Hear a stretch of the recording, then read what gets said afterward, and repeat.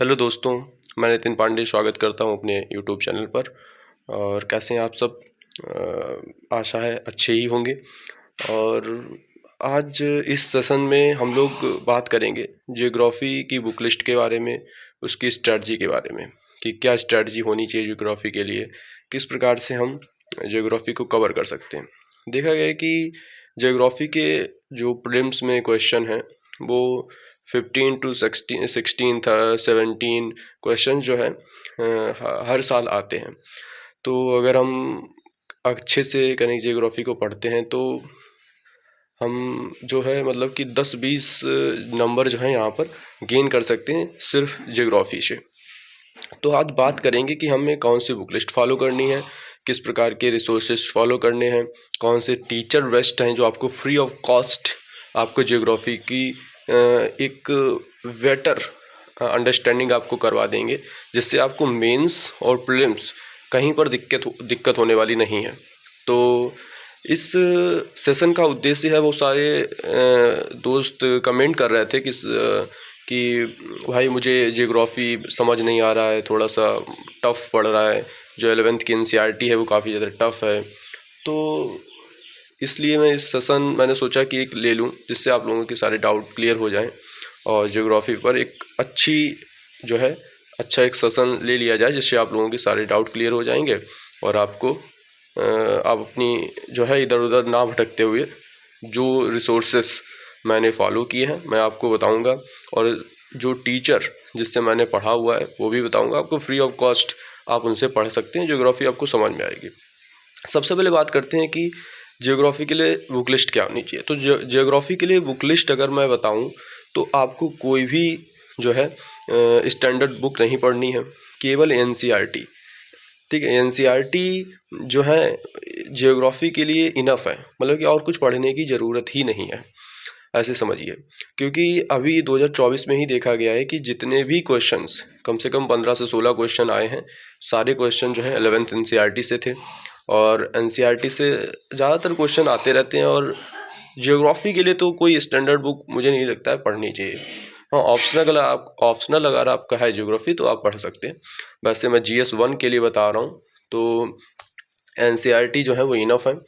तो बात करेंगे कि कौन सी एनसीईआरटी पढ़नी है और कैसे पढ़नी है।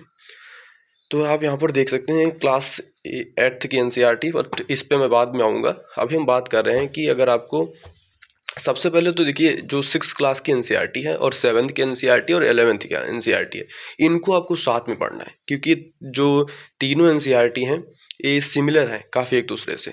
तो आप अगर इनको पढ़ेंगे तो आपको जो है काफ़ी ज़्यादा एक बेसिक नॉलेज ज्योग्राफी का हो जाएगा, और फिर आप जो है अदर एनसीईआरटीज़ पर आ सकते हैं।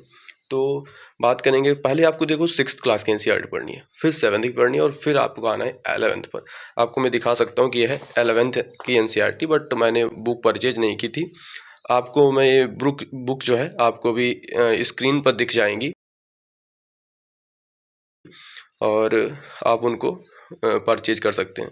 तो ये मैंने प्रिंट आउट निकाला था, ये 11th क्लास की एनसीईआरटी है, जो कि काफ़ी अच्छे से मैंने इसको काफ़ी ज़्यादा जो है पढ़ा हुआ है।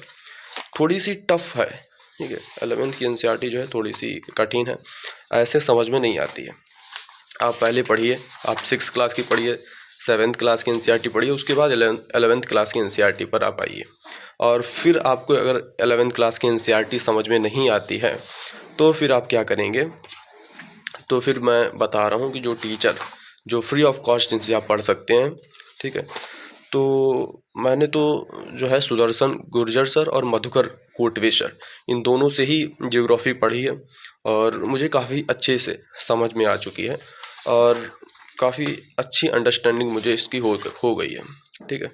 तो अगर आप लोगों को भी 11th की एनसीईआरटी आप लोगों को कठिन लग रही है, नहीं समझ में आ रही है, तो आप लोग मधुकर सर और सुदर्शन गुर्जर सर की आप जो है क्लासेस देख सकते हैं। अभी हम आपको दिखाएंगे कि किस प्रकार के क्वेश्चंस यहाँ पर पूछे गए हैं। तो वीडियो को लास्ट तक आप जब देखेंगे तो अब मैं लास्ट में भी दिखाऊंगा कि कैसे क्वेश्चंस इन्हीं एनसीईआरटी से पूछे गए हैं। आप लोगों को इन्हीं एनसीईआरटी से पढ़ते मतलब मिनिमम, अगर आप इन्हीं एनसीईआरटी को पढ़ते हैं तो मिनिमम इफ़र्ट के साथ आप मैक्सिमम रिजल्ट पा सकते हैं। तो इधर उधर ज़्यादा जो है बुक्स फॉलो करने की ज़रूरत नहीं, इन्हीं एनसीईआरटी को आप पढ़िए, इनसे जो है आपका काम हो जाएगा। बात कर रहे हैं हम, ये है देखिए 11th मतलब 9th की जो है इंडिया की, और यह 11th की जो है 11th की जो है जियोग्राफी की है, इंडिया की है। तो ये इंडिया की, तो आपको 9th और ये जो 11th इनको साथ में ही पढ़ना है। उसके लिए अगर आपको इंडिया की मैपिंग वगैरह करनी है तो आप सुदर्शन गुर्जर सर जो हैं उन्होंने काफ़ी अच्छे से करने की जो है मैपिंग इसकी करा रखी है, तो आप उनको जो है फॉलो कर सकते हैं। देखिए मैंने जो है सुदर्शन गुर्जर से पढ़ा था, तो मैंने इस प्रकार के यहाँ पर नोट्स बनाए हुए हैं। ज्योग्राफी के बाकायदा आप देख सकते हैं कि यहाँ पर मैंने रेंजेस जो भी माउंटेन रेंज हैं, पासेस हैं, इन सबको अपने बाकायदा मैप पर मैपिंग की हुई है। ठीक है, तो आप देख सकते हैं। तो इस प्रकार से आप यहाँ पर मैपिंग भी इंडिया की कर सकते हैं, और वर्ल्ड मैपिंग भी आप जो है सुदर्शन गुर्जर से की फ्री ऑफ कॉस्ट वीडियोज आपकी यूट्यूब पर मिल जाएंगी, जिनको आप जो है देख सकते हैं। उसके बाद हम बात कर रहे हैं, आप यहाँ पर 11th की इंडिया की जो ज्योग्राफी है उसकी बात कर रहे हैं, तो इसको आपको पढ़ना है। 11th की काफ़ी अच्छी है, यहाँ पर मानसून वगैरह के बारे में सब कुछ बताया गया है। तो अब देख सकते हैं इतनी बढ़िया बुक है।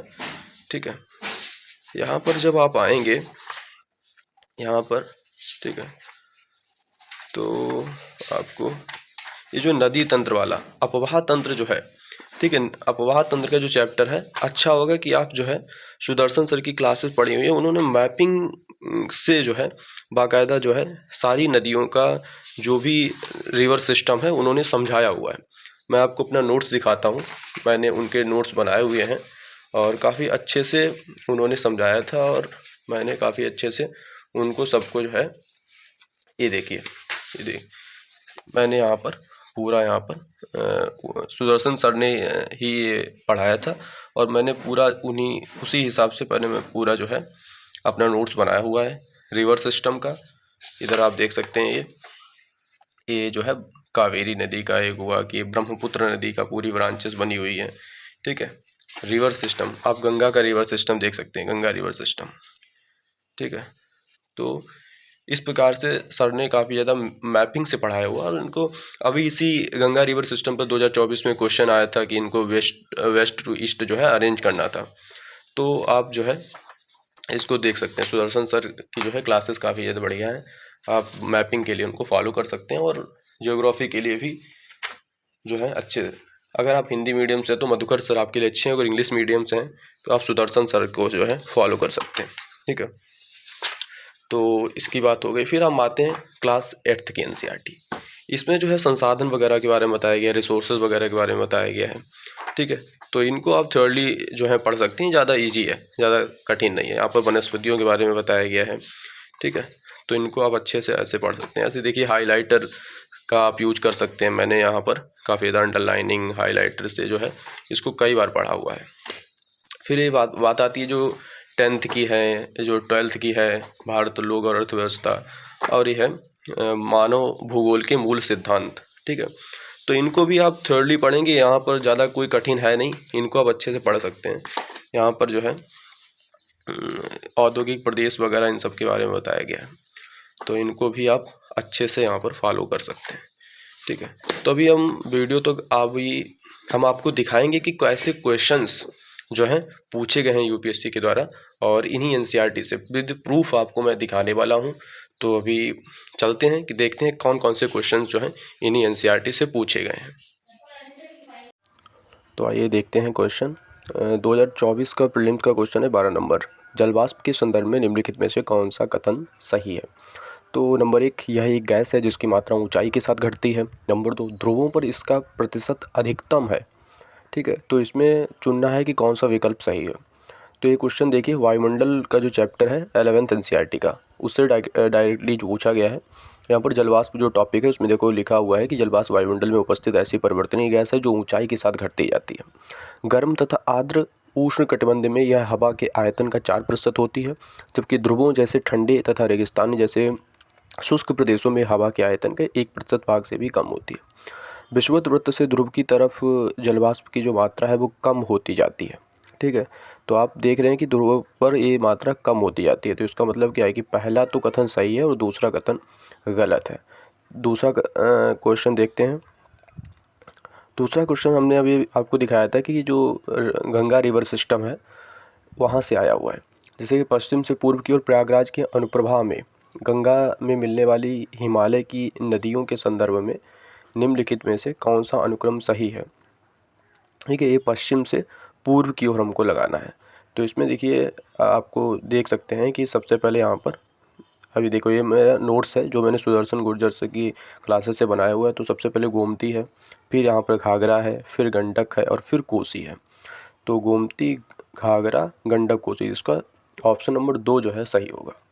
तो आप देख सकते हैं कि यहाँ पर ऐसे क्वेश्चन जो हैं पूछे जा रहे हैं। कई सारे क्वेश्चंस हैं जो कि डायरेक्टली एनसीईआरटी से पूछे जा रहे हैं। मैं सारे क्वेश्चन नहीं दिखा सकता हूँ क्योंकि वीडियो ज़्यादा लंबी हो जाएगी और बच्चे ज़्यादा लंबी वीडियो देखना पसंद नहीं करते हैं। अगर आप लोग कमेंट करेंगे तो मैं अलग से एक जो है सेशन लूँगा जिसमें सारे क्वेश्चन जो अभी तक आए हुए हैं एनसीईआरटी से विद प्रूफ मैं आपको दिखाऊँगा।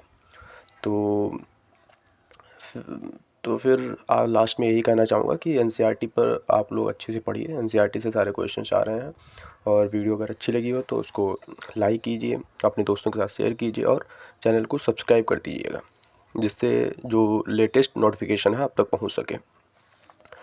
तो आप लोग मस्त रहिए। धन्यवाद।